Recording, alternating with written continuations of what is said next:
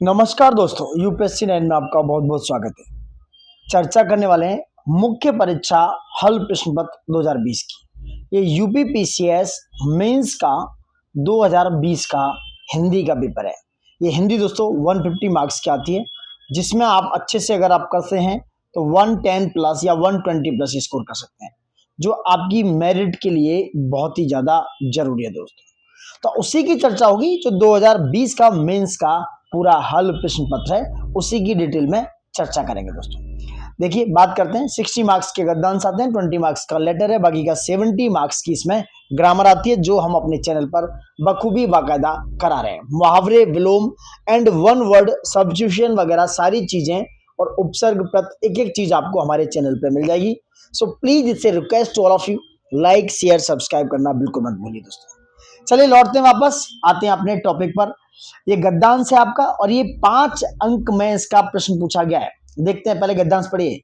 ये कॉम्प्रिहेंशन है। निम्नलिखित गद्यांश को ध्यान पूर्वक पढ़िए और नीचे लिखे प्रश्नों के उत्तर देने दोस्तों। थोड़ा सा इसको माइनर करते हैं, थोड़ा सा देखने को मिलेगा। चलिए थोड़ा बड़ा कर लेते हैं। क्या है गद्यांश? है भारत प्रकृति की संसार में, भारत प्रकृति की संसार में सबसे बड़ी लीला भूमि है। यहाँ सभी ऋतुएं किसी न किसी भाग में एक साथ मौजूद रहती हैं। नदी, पर्वत, वन और अन्नपूर्णा धरती से भारतीय साहित्य का सदा से गहरा संबंध रहा है, क्योंकि उसने प्रकृति से अपनी सहधर्मिता और सह अस्तित्व को पहचाना है। भारत की पहली कविता ही पशु पक्षी की हिंसा के विरुद्ध जन्मी थी दोस्तों। कवियों ने प्रकृति की हल्की धड़कन और कंपन को महसूस किया है। आदि कवि वाल्मीकि जानते हैं कि कड़कड़ाती ठंड में जलचर हंस कैसे संभल कर डर कर ठंडे पानी में पैर डालता है। वहीं कालिदास को पता है कि अनुकूल मंद मंद पवन यात्रा का शुभ सुकून है। प्रेमचंद के बैल अपनी व्यथा कथा हमारे कान में कह जाते हैं। वहीं जयशंकर प्रसाद की प्रकृति हमें अतिवाद के प्रति सावधान करती है। वहीं रचनाकार तो मनुष्य की संवेदना का प्रतीक भी है और प्रहरी भी है। प्रकृति से उसका साचर और संवाद मनुष्य से प्रकृति के संवाद और साचर का प्रतीक है। इस तरह अंत प्रकृति और बाह्य प्रकृति के सारे निरंतर परिष्कृत, सरल और प्रांजल बनती है। आज प्रकृति के प्रति हिस्त्र और विंशवादी होकर हमने क्या पाया है? तरह तरह के शारीरिक मानसिक रोग, एक संकीर्ण और विकीर्ण अंतःकरण, एक संवेदनहीन आंत केंद्रित जगत और चारों तरफ प्रदूषण का तांडव, जो अंततः हमारा विनाश ही करेगा दोस्तों। मनोवैज्ञानिक कहते हैं कि पहाड़ और समुद्र को देखने भर से मनुष्य का हृदय विशाल होता है, तो यदि वे हमारे मन में ही बस जाएं तो हम कितने विराट और उदात्त हो सकेंगे। यह जान लेना जरूरी है कि प्रकृति मनुष्य का प्रतिपक्ष नहीं है, वह उसका सहचरी है, मतलब वह उसका दोस्त है। जो रहस्य खोजे गए हैं वे खोजने के लिए ही उसने बचाए हैं, ताकि मनुष्य का कर्तृत्व, यानी कि जो उसका कर्तव्य है, कर्तृत्व अकारथ ना हो, उसका पौरुष हीनता बोध में ना बदला जाए दोस्तों। तो ये गद्यांश दोस्तों क्या दिखाता है? प्रकृति और साहित्य के बीच एक सामंजस्य को, यानी कि जो साहित्य में कवियों ने, समझ रहे हैं आप, कवियों ने प्रकृति की जो महसूस किया है, प्रकृति को जो उन्होंने अपने कविताओं में जो उतारा है, प्रकृति को उन्होंने अपने जीवन में जो बताया है, उसकी गद्यांश चर्चा करता है। ये गद्यांश उससे रिलेटेड है दोस्तों। अब गद्यांश को अपने भाव में लिखना है, ये क्वेश्चन है आपका। गद्यांश को अपने भाव में लिखिए और अपने शब्दों में बताना है। 5 अंक का है। गद्यांश को ज्यादा लंबा नहीं खींचना है। देखिए, ये गद्यांश क्या पूरा आपने पढ़ लिया होगा, ये गद्यांश पढ़ चुके होंगे। अब उसी का भावार्थ, मतलब उसका भाव और उसका अर्थ अपने शब्दों में लिखना है। तो क्या लिखेंगे? देखो, भारत दोस्तों भारत जो है प्रकृति की अनोखी भूमि है, जहां विविध ऋतुएं, नदियां, पर्वत और वन साथ साथ विद्यमान हैं। साहित्यकारों ने प्रकृति के सूक्ष्म अनुभूतियों को अपने साहित्य में स्थान दिया है। उन्होंने पशु पक्षियों की पीड़ा, मंद पवन के संकेत और प्रकृति के माध्यम से मानवीय भावनाओं को व्यक्त किया है। प्रकृति कोई प्रतिद्वंदी नहीं बल्कि सहचरी है जो हमें ज्ञान और सृजन का अवसर प्रदान करती है। प्रकृति और मनुष्य का सह अस्तित्व ही सुखद भविष्य की कुंजी है। ये इसका भावार्थ है दोस्तों, आपने पढ़ा होगा, एक बार और पढ़ सकते हैं आप चाहो तो भारत क्या है? भारत प्रकृति की अनोखी भूमि है जहां पर दोस्तों विविध ऋतुएं, नदियां, पर्वत और वन साथ साथ विद्यमान हैं। साहित्यकारों ने प्रकृति की सूक्ष्म अनुभूति को अपने साहित्य में स्थान दिया है। तो जो साहित्यकार हैं उन्होंने प्रकृति की जो सूक्ष्म छोटी छोटी अनुभूतियां हैं अपने साहित्य में स्थान दिया है।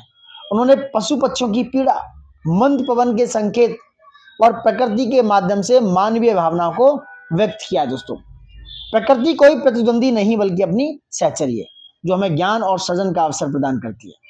प्रकृति और मनुष्य का सह अस्तित्व ही सुखद भविष्य की कुंजी है। दोस्तों गॉट माय पॉइंट? चलिए नेक्स्ट बात करेंगे। मनुष्य और प्रकृति के आपसी रिश्ते को गद्यांश के आधार पर स्पष्ट कीजिए। 5 अंक में ही आपको बताना है दोस्तों, समझ रहे हैं आप? मनुष्य और प्रकृति के आपसी रिश्ते को गद्यांश के आधार पर स्पष्ट करना है 5 अंक में। देखिए क्या है। प्रकृति और मनुष्य का रिश्ता परस्पर निर्भरता पर आधारित है। साहित्यकारों द्वारा साहित्य में इस सामंजस्य को दर्शाया गया। वाल्मीकि की कविता पशु पक्षियों की हिंसा के विरुद्ध जन्मी थी। दोस्तों वाल्मीकि की कविता पशु पक्षियों की हिंसा के विरुद्ध जन्मी थी, जिससे स्पष्ट होता है कि साहित्य ने प्रकृति की पीड़ा को भी समझा। वहीं आधुनिकता के कारण मनुष्य ने प्रकृति का शोषण किया, जिससे प्रदूषण और मानसिक शारीरिक समस्याएं बढ़ी हैं। मनुष्य द्वारा पुनः स्थापना हेतु की प्रकृति से भावनात्मक इमोशनल जुड़ाव तथा साहित्यिक दृष्टि को जीवन में उतारने की आवश्यकता है। यह मनुष्य और प्रकृति के आपसी रिश्ते को गद्यांश के आधार पर पेश किया गया है। Got my point? अब आता है नेक्स्ट, उपयुक्त गद्यांश की रेखांकित पंक्तियां जिस पर वो लाइन है उनको आपको एक्सप्लेन करना है, और वो 20 अंक का है ये दोस्तों। 30 मार्क्स का एक क्या होता है, 30 मार्क्स का होता है दोस्तों एक गद्यांश, मतलब 60 मार्क्स के होते हैं दोनों गद्यांश। तो जो प्रकृति की जो मतलब साहित्य में जो लाइन है उनको मैं एक बार नोट करता हूँ कौन कौन सी हैं। देखो पहली लाइन है, मैं ये मिटा देता हूँ पूरा रेड वाला, 1 मिनट, पूरा रेड वाला मिटा देंगे जब थोड़ा सा अच्छा लगने वाला है। जो लाइन है ना डॉटेड लाइन, उन पर चर्चा करेंगे। पहली लाइन है कि भारत प्रकृति की संसार में सबसे बड़ी लीला भूमि है।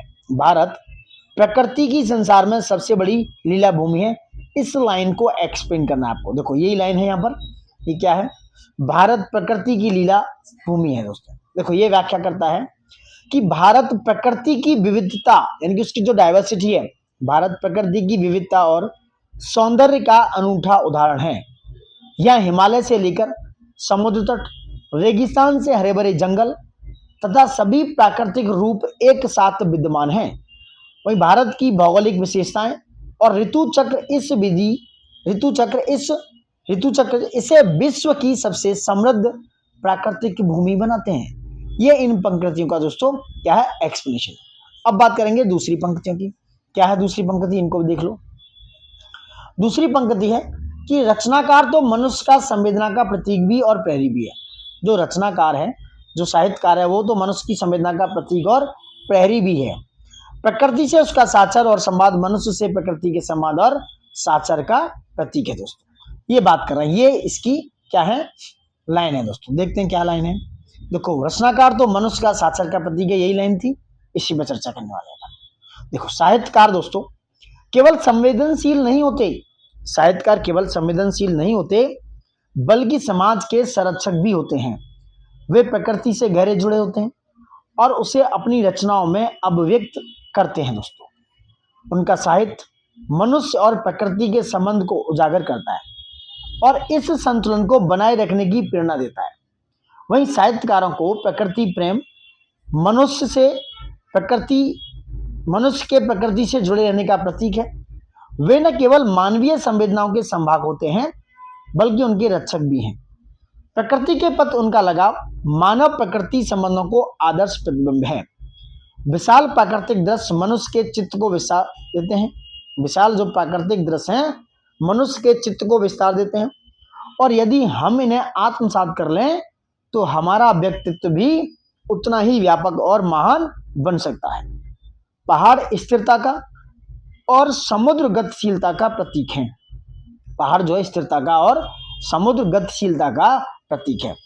इन गुणों को अपनाने से मनुष्य में धैर्य और लचीलापन विकसित होता है दोस्तों। ये इन पंक्तियों का जो रेखांकित पंक्तियां हैं इनका दोस्तों एक्सप्लेनेशन है, उसका गद्यांश है। Got my point. चलिए नेक्स्ट बात करेंगे आप। नेक्स्ट पंक्तियां देखिए क्या है। नेक्स्ट पंक्तियां हैं पहाड़ और समुद्र उदात्त हो सकेंगे। ये पंक्तियां इनकी भी चर्चा करते हैं, देखते हैं ऊपर पढ़ेंगे, पहले पंक्तियां पढ़ो क्या है। ये है पहाड़ और समुद्र को देखने भर से मनुष्य का हृदय विशाल होता है।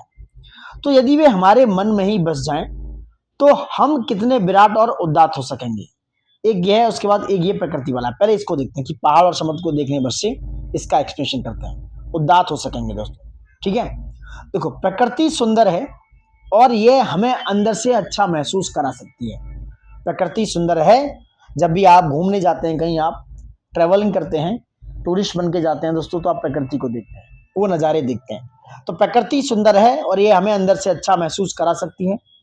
जब हम बड़े पहाड़ों या समुद्र को देखते हैं तो ये हमें बड़े तरीके से सोचने में मदद करता है।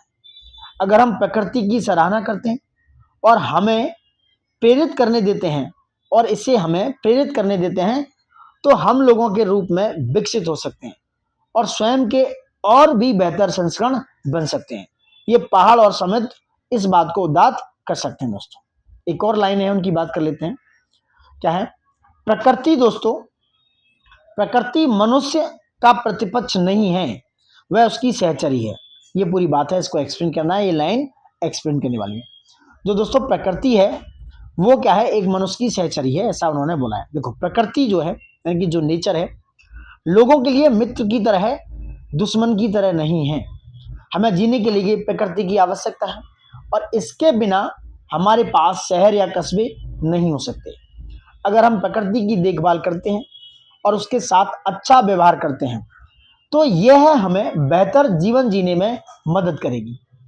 प्रकृति और मनुष्य का संबंध अत्यंत घनिष्ठ और परस्पर सहयोगी है। प्रकृति हमारी प्रेरणा स्रोत और जीवन की आधारशिला है। हमें इसे नष्ट करने के बजाय इसे संजोना और सहेजना चाहिए और अपना सहचरी यानी कि अपना दोस्त बनाना चाहिए दोस्तों। ये लाइन थी दोस्तों 20 मार्क्स की, इज वेरी इंपॉर्टेंट।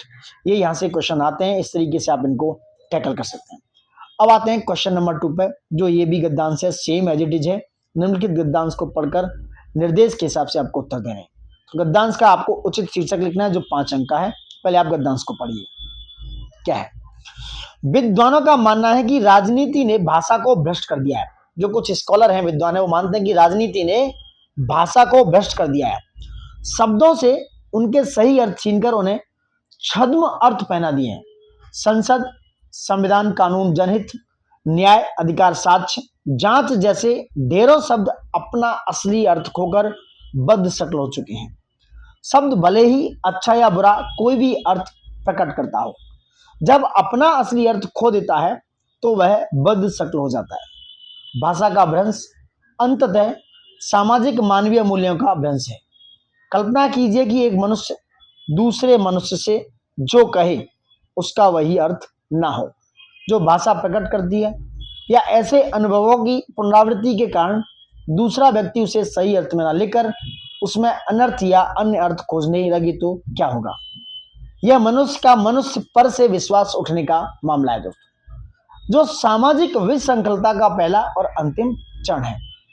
पहला इसलिए कि भाषा को मनुष्य ने परस्पर संवाद और सही संप्रेषण यानी कि कम्युनिकेशन के लिए गढ़ा है, और अंतिम इसलिए कि आगे चलकर मनुष्य का कर्म भी भाषा का मूल अर्थ का नहीं उसके भ्रंश का रूप ले लेता है। यह इस तरह होता है कि छद्म अर्थ का वहन करते करते भाषा अंततः हमारे कर्म को ही छद्म में बदल देती है। क्या हम भाषा को भ्रष्ट करने की परिणति राजनीति और सामाजिक जीवन की चरम पतन में नहीं देख रहे हैं दोस्तों। ये बहुत ही इंपोर्टेंट बेहतरीन गद्यांश है, इसकी आपको उचित शीर्षक लिखना है। उपयुक्त गद्यांश का उचित शीर्षक दोस्तों, राजनीति द्वारा भाषा का भ्रष्टीकरण तथा सामाजिक विघटन हो सकता है। समझ रहे हैं, राजनीति द्वारा भाषा का भ्रष्टीकरण तथा सामाजिक विघटन हो सकता है, ये इस गद्यांश का शीर्षक है। नेक्स्ट देखेंगे, क्वेश्चन नंबर 2 है, 5 मार्क्स का। ये भी उपयुक्त गद्यांश के आधार पर भाषा की भूमिका पर प्रकाश डालना है। क्या है, भाषा की क्या भूमिका है? भाषा को मनुष्य ने परस्पर संवाद और सही प्रेषण के लिए विकसित किया था। राजनीति ने इसका प्रामाणिक स्वरूप को विकृत कर दिया है। भाषा सामाजिक नैतिकता की रीढ़ है दोस्तों। जब शब्दों के अर्थ बदलते हैं तो न्याय, अधिकार जैसे मूल्य भी संदिग्ध घेरे में आ जाते हैं। वहीं राजनीति द्वारा भाषा का भ्रष्टीकरण, उससे संसद, कानून जैसे संस्थानों पर अविश्वास, शब्द और कर्म के बीच की खाई बढ़ना निश्चित हो जाता है। जब शब्द अर्थहीन होते हैं तो मनुष्य का मनुष्य पर से विश्वास उठने लगता है। जब शब्द अर्थहीन होते हैं तो मनुष्य का मनुष्य पर से विश्वास उठने लगता है। पॉइंट नेक्स्ट देखेंगे, उपरोक्त गद्यांश का संक्षेपण करना है दोस्तों। गद्यांश आपने पढ़ा है 20 मार्क्स का है दोस्तों, आपको संक्षिप्त में वो गद्यांश के बारे में लिखना है। पॉइंट चलिए, स्थिति तब और खराब हो जाती है, ये आपको एक्सप्लेन करना है ब्रीफ में दोस्तों। पॉइंट, स्थिति तब और खराब हो जाती है जब भाषा में यह बदलाव लोगों के व्यवहार को प्रभावित करने लगता है। समय के साथ साथ अर्थ में इन परिवर्तनों के कारण लोगों के कार्य भी गुमराह हो सकते हैं। यदि शब्दों का दुरुपयोग जारी रहता है तो इससे समाज, राजनीति और नैतिकता में समस्याएं उत्पन्न हो सकती हैं।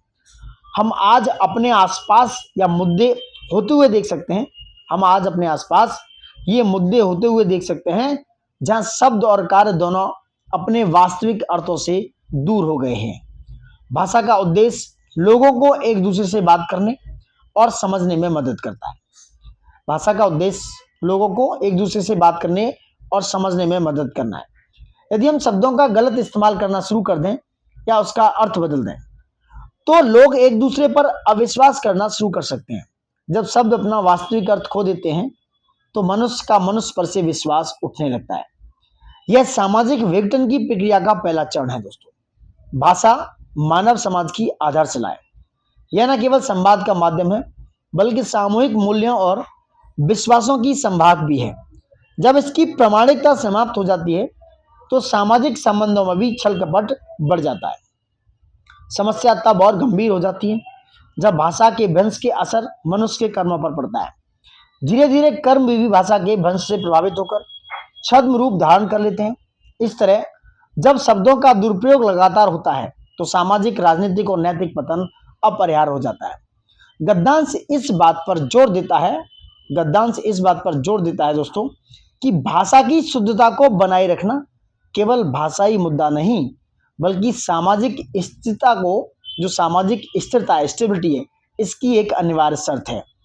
राजनीतिक स्वार्थ के लिए भाषा के दुरुपयोग को रोकना आज की सबसे बड़ी आवश्यकता है दोस्तों, आज की सबसे बड़ी नीड है। ये गद्यांश का ब्रीफली संक्षिप्त है, 20 मार्क्स का है दोस्तों। ये 60 मार्क्स के 2 गद्यांश आते हैं। आप मल्टीपल टाइम प्रैक्टिस करेंगे तो ये गद्यांश आप अच्छे से एक्सप्लेन कर पाएंगे। चलिए नेक्स्ट बात करेंगे। अब आते हैं दोस्तों, निम्नलिखित प्रश्नों के उत्तर देने हैं। कार्यालय आदेश किसे कहते हैं, ये एक्सप्लेन करना है कि भाई कार्यालय आदेश क्या होता है। शिक्षा विभाग उत्तर प्रदेश की ओर से जारी विशेष छात्रवृत्ति योजना संबंधी कार्यालय आदेश का प्रारूप तैयार करना है। 10 अंक का है, इसकी चर्चा करते हैं। पहले बात करेंगे कि कार्यालय आदेश क्या होता है।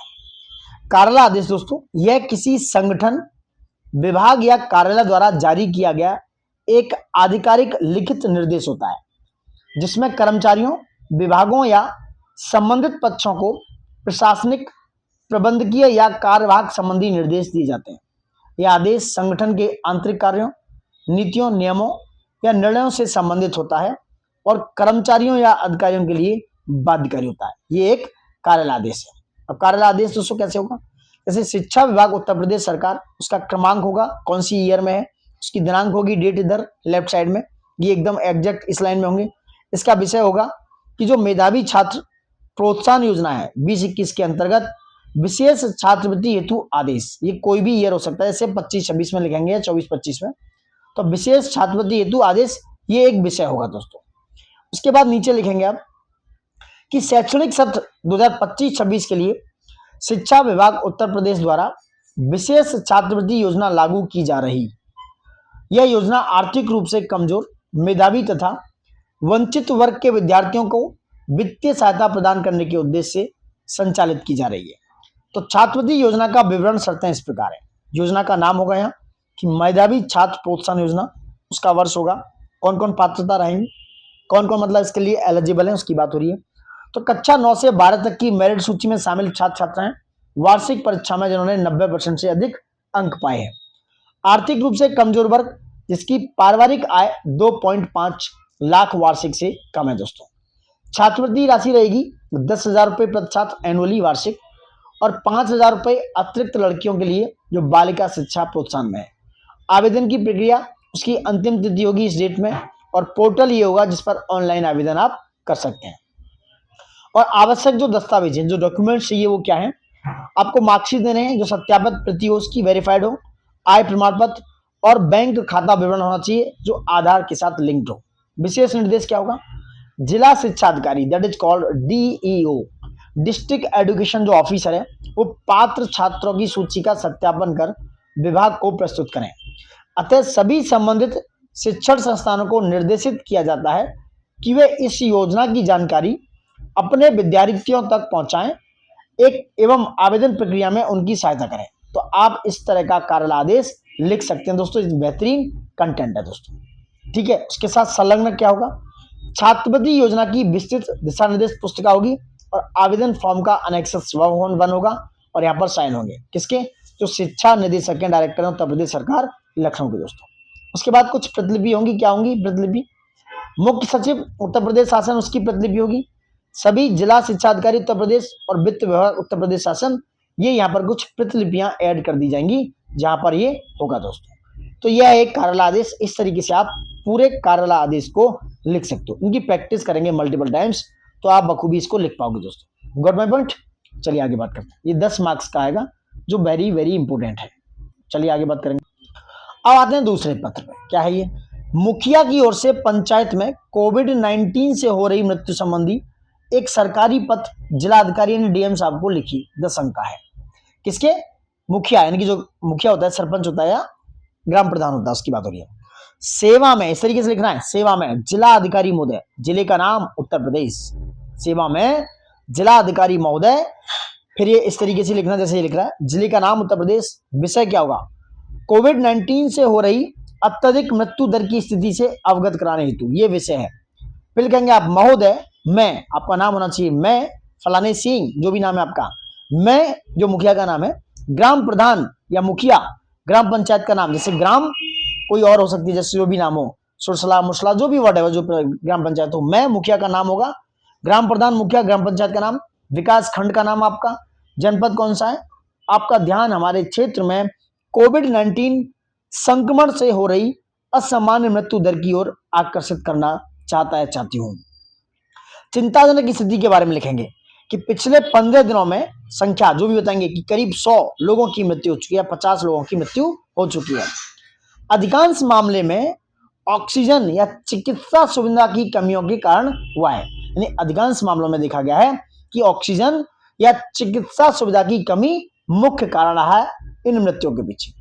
ग्रामीण अस्पतालों में डॉक्टरों और दवाइयों का बेहद अभाव है। अतः आपसे विनम्र अनुरोध है कि ग्राम पंचायत में निम्नलिखित आवश्यक कदम उठाने की कृपा करें। स्वास्थ्य शिविर का आयोजन, कोविड-19 संक्रमितों की जांच एवं उपचार हेतु, ये सब, आपातकालीन चिकित्सा सहायता, ऑक्सीजन सिलेंडर और वेंटिलेटर की उपलब्धता अवेलेबिलिटी सुनिश्चित करने हेतु, जागरूकता अभियान, ग्रामीणों को संक्रमण से बचाने एवं वैक्सीनेशन के प्रति प्रेरित करने हेतु, तत्काल मोबाइल मेडिकल यूनिट की उपलब्धता सुनिश्चित करने हेतु और मृतकों के परिवार को आर्थिक सुविधा प्रदान करने हेतु आवश्यक कदम उठाएं दोस्तों। ये सारे उसने प्रावधान लिखे। संलग्न क्या होगा, मृतकों की सूची देंगे आप संलग्न में, जिनकी नाम, आयु, तिथि सहित पूरी प्रतिलिपि भेजेंगे, समझ रहे हैं, मृतकों के नाम जो जो हुए और स्थानीय स्वास्थ्य केंद्र की रिपोर्ट, क्या क्या हुआ, क्यों खत्म हुए। आप भवदीय, आपका साइन होंगे, मुखिया का नाम होगा, ग्राम प्रधान मुखिया ग्राम पंचायत का नाम, और जिस डेट में भेजा आप दिनांक लगाएंगे। यहाँ पर प्रतिलिपि होंगी मुख्य चिकित्सा अधिकारी जो जिला का है उस पर, और ब्लॉक विकास अधिकारी जो ब्लॉक का विकास अधिकारी होगा वहां पर ये नाम होगा, समझ रहे हैं। तो इस तरह का आप एक बहुत ही बेहतरीन लेटर लिख देंगे डीएम साहब को, जो एक मुखिया की तरफ से है, ग्राम पंचायत की तरफ से। What my point. अब आते हैं आपके ग्रामर वाले पार्ट्स पर, very very important, I like this part and I love it. Next बात करेंगे क्या है, चलिए यही बात करते हैं। निम्नलिखित शब्दों के विलोम लिखने हैं, विलोम शब्द लिखने हैं, 10 मार्क्स के आते हैं, एक एक नंबर के करीब 10 होंगे, आप गिन सकते हो। पहला विलोम है सुसप्ति, ये शब्द हैं और ये इनके विलोम लिखने, इस तरीके से लिखने हैं। यहाँ पे आपको शब्द दिए होंगे और आपको विलोम खुद की लैंग्वेज में लिखने हैं, यहाँ ऑब्जेक्टिव नहीं है, दिस इज ऑल रिटेन, ये आपको वहां पर लिखने ही है दोस्तों। चलिए, सुसुप्ति का जो विलोम शब्द होगा वो होगा जागृति। सुसुप्ति का क्या होगा? जागृति होगा। पूर्व का होगा पश्चिम, याद रखना, बहुत टफ नहीं आते लेकिन आप अगर प्रैक्टिस करेंगे तो ये हो जाएंगे। सुसुप्ति का क्या होगा? जागृति, और पूर्व का हो गया पश्चिम। प्रश्न का हो गया दोस्तों दुखी या उदास, प्रश्न का हो गया दुखी या उदास, समझ रहे हैं, प्रश्न का दुखी या उदास हो गया। परकीय का हो गया स्वकीय, और महान का हो गया तुच्छ। ज्ञानी का हो गया अज्ञानी, लघु का हो गया गुरु या विशाल, नीति का हो गया अनीति, शोक का हो गया आनंद, और विघ्न, विघ्न का हो गया निर्विघ्न। विघ्न का हो गया दोस्तों निर्विघ्न, देख सकते हो, विघ्न का क्या हो गया? निर्विघ्न। ये आपके 10 विलोम है जो आते हैं। मल्टीपल टाइम अगर आप प्रैक्टिस करेंगे, रिवीजन करेंगे, तो आप ये 10 on 10 यहाँ पा सकते हैं अगर आप अच्छे प्रैक्टिस कर रहे हैं तो। ग्रामर में आप 70 मार्क्स गेट इट कर सकते हैं अगर आप अच्छे से प्रैक्टिस कर रहे हैं तो दोस्तों, ठीक है। चलिए आगे बात करते हैं। Now we are talking about निम्नलिखित शब्दों के उपसर्ग, उनका निर्देश कीजिए। 5 अंक के ये हैं और 5 ही अंक के आएंगे प्रत्यय, 10 मार्क्स की हैं उपसर्ग और प्रत्यय। जैसे अपव्यय, अपव्यय में जो उपसर्ग है दोस्तों वो क्या है? अप है। और निष्काम में, निष्काम इम्पोर्ट, कई बार नी आपको लगेगा कि नी उपसर्ग है, नहीं, निष्काम में ये निष्काम शब्द है और इसमें निस जो सा वाला है ये इसमें क्या है?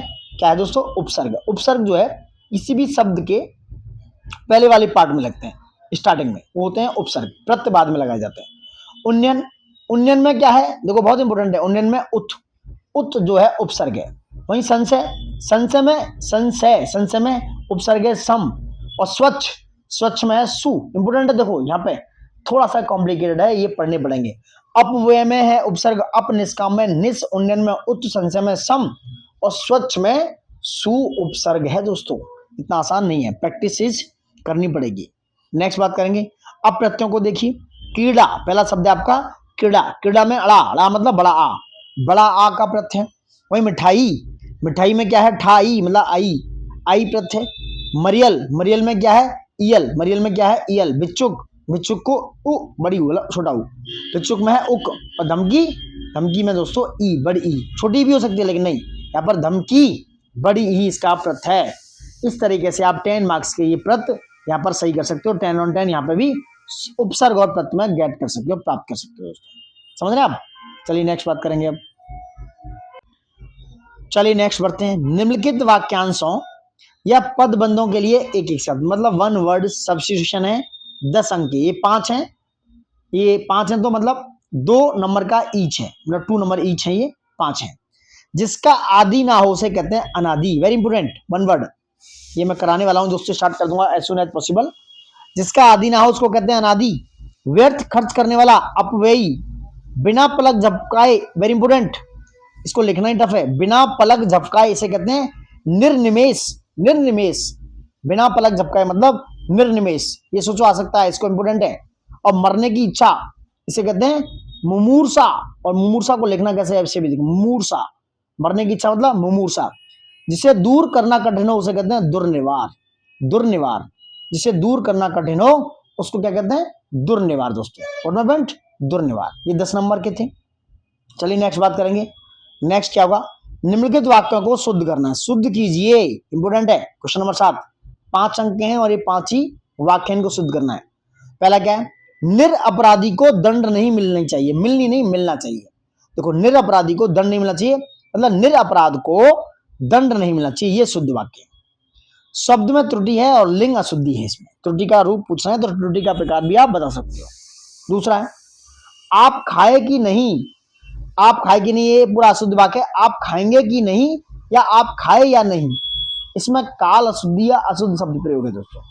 नेक्स्ट है लड़की ने दही गिरा दी, लड़की ने दही गिरा दिया, क्योंकि दोस्तों इसमें लिंग की अशुद्धि है, लड़की ने दही गिरा दिया, दही क्या है? पुल्लिंग है। आपके दवा से वह आरोग्य हुआ, ये आपकी दवा से वह आरोग्य हुआ, ये क्या है? अशुद्ध वाक्य। आपकी दवा से वह आरोग्य हुआ, आपकी, आपके नहीं, आपकी दवा से वह आरोग्य, दवा क्या है? संबंध कारक की अशुद्धि को दिखाता है दोस्तों। नेक्स्ट है कमरा लोगों से लबालब भरा है। कमरा लोगों से लबालब नहीं, पानी होता है लबालब। कमरा लोगों से खचाखच भरा है। अशुद्ध शब्द प्रयोग हुआ यहाँ पर, खचाखच होगा, यानी कि खचाखच भरा है। इस तरीके से दोस्तों इंपोर्टेंट है, यहाँ भी प्रैक्टिस का ही खेल है। 5 मार्क्स का है, ये भी प्रैक्टिस का ही गेम है। चलिए नेक्स्ट बात करेंगे, ये भी बहुत महत्वपूर्ण है। 5 अंक, वर्तनी को शुद्ध लिखना है।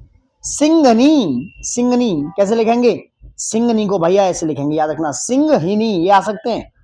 क्षुद्र ऐसे नहीं लिखा जाएगा, क्षुद्र में लगेगा छू, छाछ से वैसा वाला, इस तरीके से ये हो गया क्षुद्र। वहीं चर्मोत्कर्ष, तो चर्मो मो चर्म रा आएगा, चर्मोत्कर्ष इस तरीके से लिखा जाएगा। चिन्ह, चिन्ह में इस तरीके से लिखा जाएगा। बर्बरता, बर्बरता इस तरीके से। देखो प्रैक्टिस करनी पड़ेगी, यहाँ पे भी प्रैक्टिस करनी पड़ेगी। तो बर्बरता को इस तरीके से लिखना आएगा दोस्तों। अब आ जाओ निम्नलिखित मुहावरे और लोकोक्तियां, जो मैं बहुत पहले से कराता आ रहा हूँ। 30 मार्क्स के आते हैं दोस्तों, इनको मिस मत कीजिएगा। 10 मुहावरे लोकोक्तियां हैं, पहले पढ़ लो। 8 8 आंसू बहाना, कागज की नाव, चादर से बाहर पैर फैलाना, टोपी उछालना, मिट्टी खराब करना, रंगा स्यार होना, का बरखा जब कसी सुखाने, कंगाली में आटा गीला, नेकी कर कुएं में डाल, पर उपदेश कुशल बहुतेरे। ये 10 मुहावरे हैं, 30 मार्क्स के, वेरी वेरी इंपोर्टेंट। यहाँ पर भी प्रैक्टिस करने की नीड है दोस्तों। चलिए 8 8 आंसू बहाना, इसका अर्थ हुआ इस तरीके से लिखना आपको। 8 8 आंसू बहाना मतलब बहुत अधिक दुखी होना, जोर जोर से रोना दोस्तों। वाक्य प्रयोग देखें, परीक्षा में फेल होने पर रोहित 8 8 आंसू बहाने लगा दोस्तों। नेक्स्ट है कागज की नाव, इसका अर्थ है अस्थायी या निरर्थक चीज जो जल्दी नष्ट हो जाए दोस्तों।